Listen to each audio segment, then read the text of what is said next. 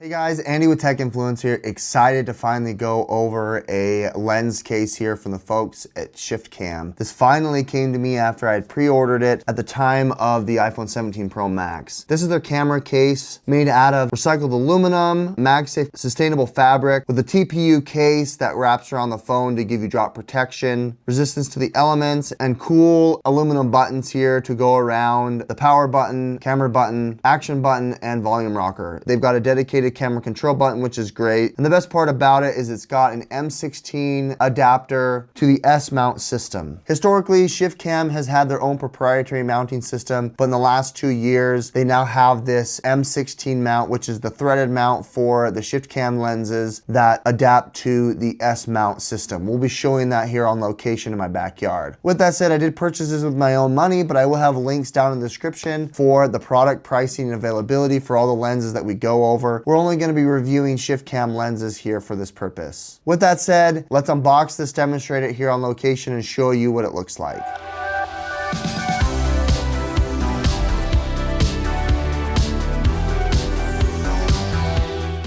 Now, I've already used the phone case itself. I'm just showing you a brief unboxing. As you can see here, it's very similar to last year's model, but for the camera plateau, they've got the aluminum extending all the way across. They've got some advertisements, and then this is the converter adapter here that I've already adapted to 2 of my lenses. You can see that it's this aluminum adapter that will fit right onto the lens and then adapt to the S mount system. Coming close here, the S mount system I think is the best for adapting lenses. It makes it for the tightest, closest, yet most sturdy lens there that it adapts to. And then you've got also this aluminum that is stretching across your plateau, which is going to give you protection. There's nothing more infuriating than having a chipped corner, which thankfully I haven't had yet from this aluminum body. You can see here they've got this recycled fabric. This is the true way that you have a fabric or a tech woven. I didn't like the tech woven, but ShiftCam does a great job here using a better material. It feels more reasonable, and the price is way better than the tech woven that came out. I'm getting a lot of flack on my short there for that, so this is going to be a reason for posting this. On the back side, you can see microfiber material protects it. You got the nice MagSafe and anchor. All of the buttons here are anodized aluminum, and this is what I would definitely recommend against the Apple tech woven because this has the adapters for your lens. Placing it into the case here, you can see it grips all the way around the entirety of the phone. It doesn't press up against my screen protector, which is nice. It's got a lip over that bezel that gives it a nice sturdy grip, and it's nice and ergonomic around the edges, in addition with protection around the high impact areas. You've got the camera control, which is really nice, allowing you to still be able to use it. All of the buttons here are fastened with anodized aluminum, and it's just a sleek, nice and robust camera case that I highly recommend. You can see it's a very precision cut there for the mounts. Let's go on location and show you connecting here what those look like.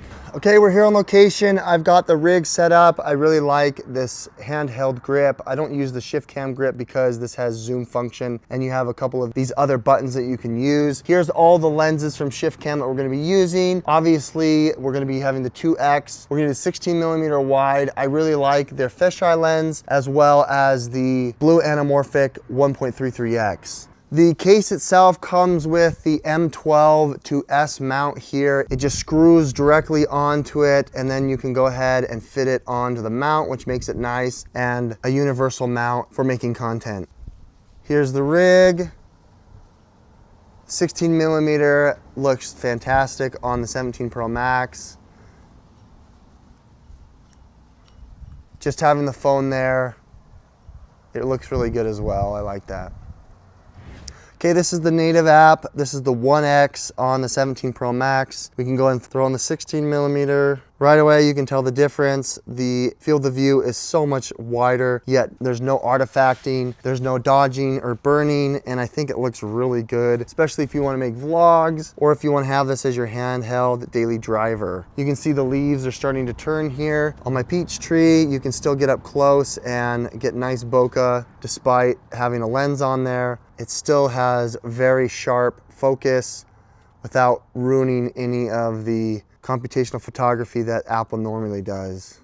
You can get about 2 panels of my fence. There's no bowing at all that's going on here, despite the lens giving you a much wider field of view. You can see here, it just looks fantastic. There is not much flaring when looking at the sun, but you still get richness in the blues of the sky as I pan around my neighborhood. The entirety of my home is in shot. This is a fantastic lens to make content on. You have really good focus. I can pull focus real close, or I can have it focus at the very end of the yard. You still have a good field of view up close. You can see some of my wood is starting to rot as the paint flakes off. I'm about maybe 1 or 2 inches away. Here is holding it at arm's length. You can see it's got a nice field of view. I can still vlog. And what's nice about the sensor shift on the 17 Pro Max is I can walk around and it still feels like it's got some stabilization. And despite the sun in the background, you can still get most of me in frame. I'm still lit up. It looks really good here as I walk around. I like to do my run test. Let's run. Showing you what that looks like. It's a little bobbly, but still having that 1x lens is fantastic for a 16 mil. I really like that. There is still some beauty in my neighborhood despite the autumn just around the corner. Halloween is nearby. Leaves are being raked. The fisheye is one of my favorites. Placing this on here, it gives you so much wider of a field of view. You can actually see the second window here in the peripheral. This does give you more of an oblong shape, but this is great for action sports, running and gunning. If you wanted to skateboard or just have fun vlogs, you can get real close to your subject while still having a nice field of view. This gives you kind of that macro photography, but you can see there's lots of bowing going on in the background.